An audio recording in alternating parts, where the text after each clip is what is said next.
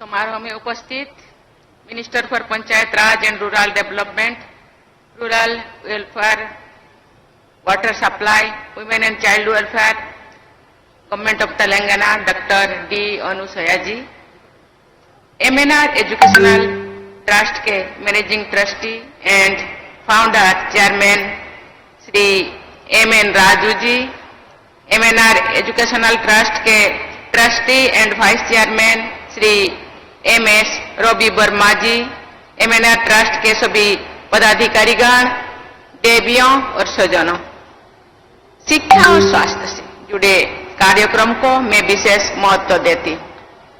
शिक्षा के माध्यम से ही जीवन में आगे बढ़ने के द्वार खुलते हैं। अच्छे स्वास्थ्य के बल पर ही कोई भी व्यक्ति सक्रिय रह सकता है। आपके इस संस्थान ने शिक्षा और स्वास्थ्य के क्षेत्र में योगदान दिया है।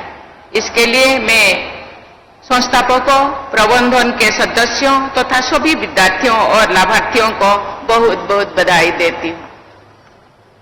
किसी संस्थान द्वारा निरंतर 50 वर्षों तक सक्रिय रहना और आगे बढ़ते रहना इस तथ्य को रेखांकित करता है कि संस्थान की शुरुआत स्पष्ट लक्ष्यों के साथ की गई थी और उन लक्ष्यों का प्राप्त करने के लिए निरंतर सार्थक और सुविचारित प्रयास जारी रहे। आपकी संस्था द्वारा अपने स्थापना के स्वर्ण जयंती वर्ष में प्रवेश करने के लिए मैं आप सबको बहुत बहुत बधाई देती हूँ। देवियों और स्वजनों, ये राज्य गोदावरी नदी के आशीर्वाद से सिंचित है। लगभग 1 वर्ष पहले जब मुझे राष्ट्रपति के रूप में तेलंगाना की पहली यात्रा करने का अवसर मिला था, तो मुझे श्री सीताराम चंद्र देवस्थानम में आशीर्वाद लेने का सौभाग्य भी प्राप्त हुआ था।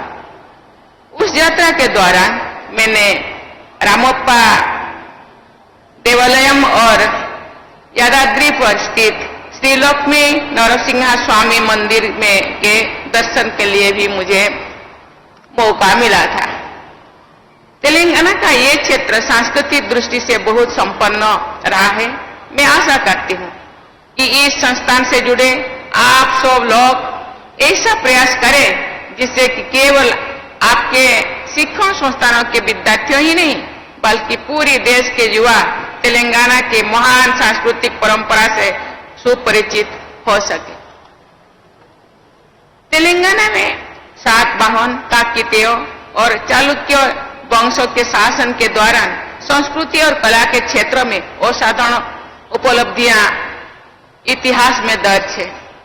तेलंगाना के लोग आधुनिक युग के महान कवियों दशरथी कृष्णम आचार्युलु तथा कलोजी की कविताओं तथा जीवन मूल्यों से प्रेरणा लेते हैं।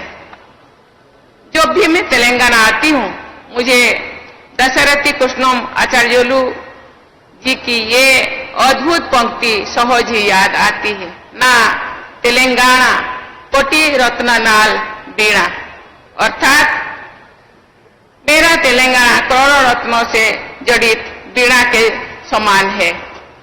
देवियों और स्वजनों, आज भारत विश्व के नॉलेज इकोनॉमी में अपना महत्वपूर्ण स्थान रखता है।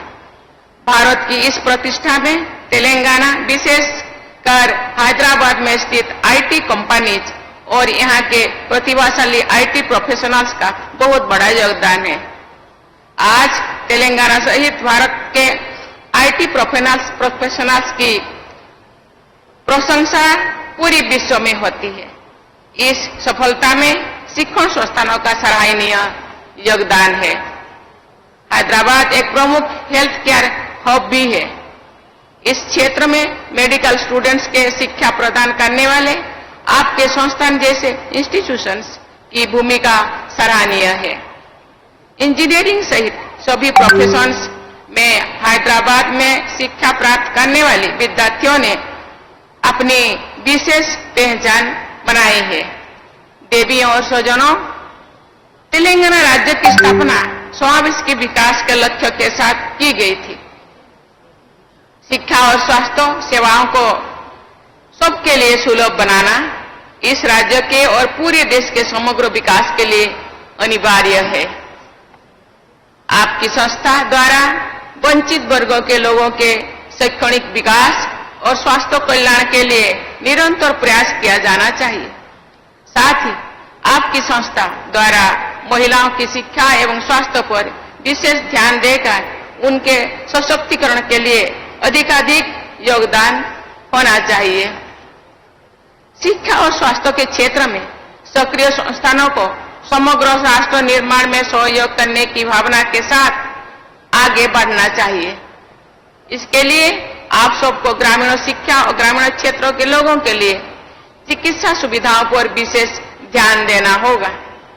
देवियों और स्वजनों, आज सभी देशवासी वर्ष 2047 तक भारत को विकसित राष्ट्र बनाने के लक्ष्य के साथ जुड़े हुए हैं। शिक्षित भारत, स्वस्थ भारत ही सही अर्थों में विकसित भारत के रूप में प्रतिष्ठित होगा।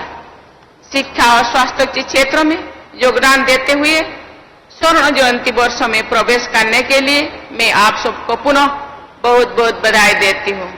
मुझे विश्वास है कि आपका ये संस्थान शिक्षा और स्वास्थ्य के क्षेत्र में निष्ठापूर्वक प्रयासरत रहेगा। इसके साथ ही मैं पुनः आप लोगों को बहुत बहुत धन्यवाद दे करके मैं अपने वाणी को विराम देती हूँ।